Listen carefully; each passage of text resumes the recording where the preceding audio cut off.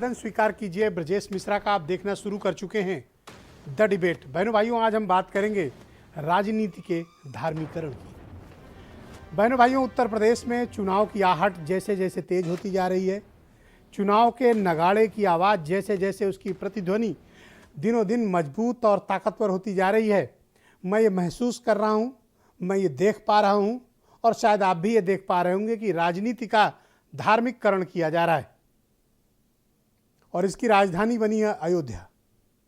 शायद ही कोई ऐसा दल हो जिसके बड़े नेता या तो कार्यक्रम की शुरुआत अयोध्या से कर रहे हो या वहां कार्यक्रम न लगा रहे हो, वो भी जो पक्ष में हैं और वो भी जो विरोध में हैं। सभी के लिए राजधानी और एपिक सेंटर अयोध्या हो गया है। अयोध्या उत्तर प्रदेश की राजनीति का एक ऐसा केंद्र हो गया है जहां हर कोई अपने अपने खास मकसद से जाना चाहता है। अभी तक आपने राजनीति के अपराधीकरण की बात सुनी होगी, लेकिन राजनीति के धार्मिकीकरण की यह शुरुआत उत्तर प्रदेश में इस बार के चुनाव में बहुत ही प्रबल तरीके से प्रारंभ हुई है। वरना कोई कारण नहीं है कि मनीष सिसोदिया और संजय सिंह अयोध्या में हनुमानगढ़ी मंदिर में बैठकर हनुमान चालीसा पढ़ रहे हैं। है ना चमत्कार वाली बात। बहन भाइयों, क्या ये लोग किसी धार्मिक आस्था के मकसद से गए होंगे? आस्था होती है, सबकी होगी, इनकी भी होगी, मैं सहमत हूं, लेकिन अभी राजनीति में वोट की फसल काटना दरअसल उसका आशीर्वाद लेने का मकसद ज्यादा है।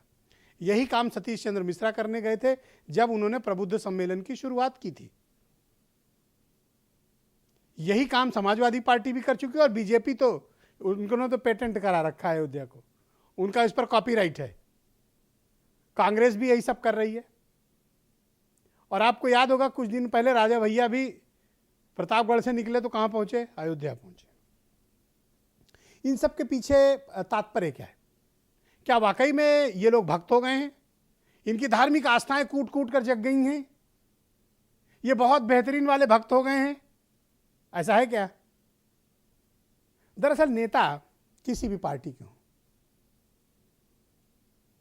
इनके लिए राजनीति, चुनाव जीतना, जनता में संदेश देना और अपने अपने वोट बैंक को मजबूत करना और उनके अंदर इस तरह की भावनाएं जागृत करना, ये इनकी पहली प्राथमिकता होगी। ओवैसी भी गए थे अयोध्या। कारण इसका मसला आज की डिबेट का ये है कि इस टेंपल रन से, मंदिर मस्जिद की दौड़ से लाभ किसको है और ये क्यों किया जा रहा है? मैं पिछले कई दिनों से आपसे ये कहता आ रहा हूं और आज फिर इस बात को दोहरा रहा हूं। दोहरा इसलिए रहा हूं क्योंकि जब तक 100 बार आपको ये बात बताई न जाए तब तक आपके दिमाग में ये बात घुसती नहीं है, इसलिए मैं फिर दोहरा रहा हूं। ये मंदिर की बात करेंगे, आपको ऑक्सीजन की बात करनी है। ये तिरंगा यात्रा की बात करेंगे, आपको ऑक्सीजन और बेड की बात करनी है।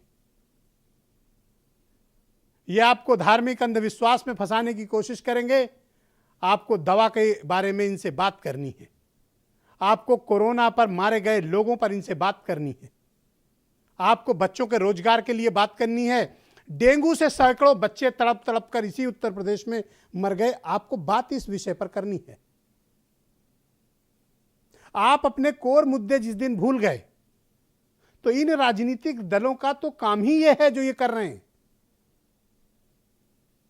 इसलिए मैं कहता हूं कि यह चुनाव जनता का चुनाव है।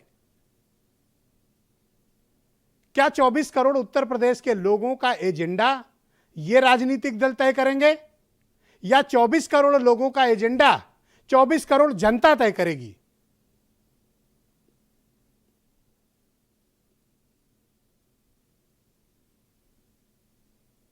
क्या वो तकलीफ का दौर, क्या वो बहती लाशें, तड़प कर मरते मासूम बच्चे भुलाए जा सकते हैं?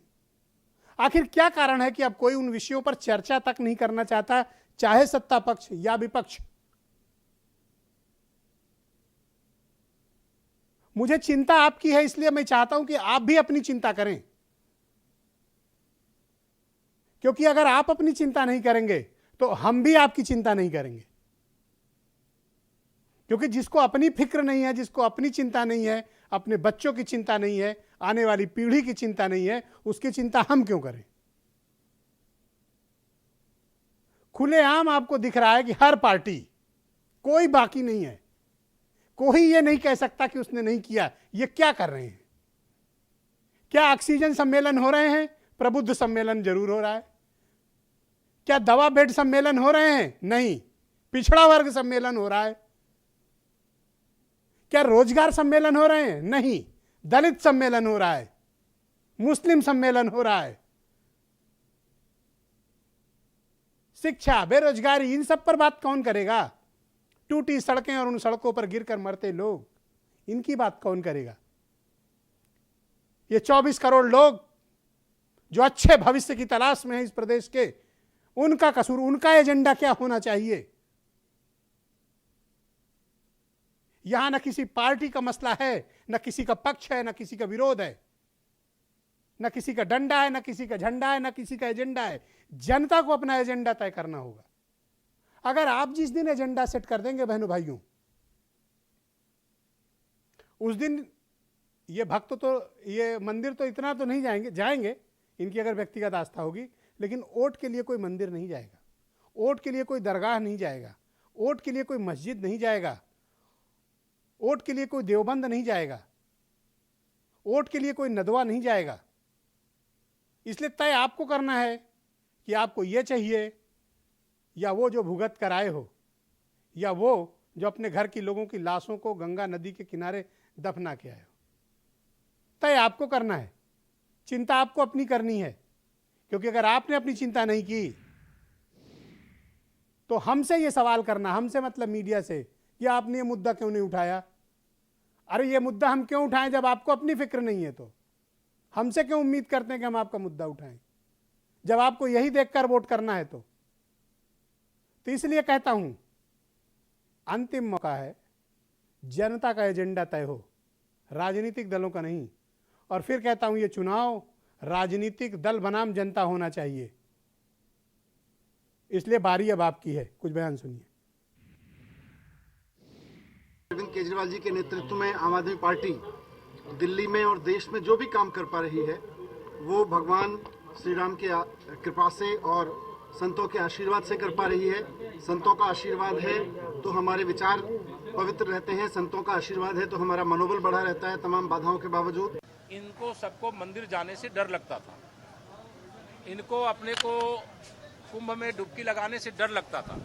लेकिन अगर आज इनको कुंभ में डुबकी लगाना पड़ रहा है, मंदिर जाना पड़ रहा है, अपने को हिंदू बताना पड़ रहा है, तो ये भारतीय जनता पार्टी की वैचारिक विजय है। इस बार उत्तर प्रदेश का चुनाव विकास के नाम पे होगा। भारतीय जनता पार्टी चाहे कितना भी मुद्दे को जाति धर्म में कन्वर्ट करने की कोशिश करे, लेकिन उत्तर प्रदेश की जनता ने जो भारतीय जनता पार्टी की सरकार में दर्द झेला है, इसका जवाब उत्तर प्रदेश की जनता वोट के माध्यम से देगी। अयोध्या जाना किसी के लिए बुराई नहीं है। अयोध्या जाना हमारे राम की नगरी है और हमारे आराध्य हैं राम, उनकी पूजा करना सबको अधिकार है। मगर सवाल उठता है कि जनमत के आधार पर जब योगी सरकार चुनी गई थी, उत्तर प्रदेश में जो वायदे किए गए, क्या वो पूरे हुए? तो आज की डिबेट में कुछ महत्वपूर्ण मेहमान मेरे साथ सम्मिलित हैं। आप अपने जवाब फेसबुक पर इस वक्त लाइव चल रहा है, अपने सवाल पोस्ट करिए और बताइए कि आपको ये चाहिए टेम्पल रन या आपको जनता का एजेंडा। फेसबुक और ट्विटर पे आप अपनी ओपिनियन दीजिए, हम शामिल करेंगे। ओपी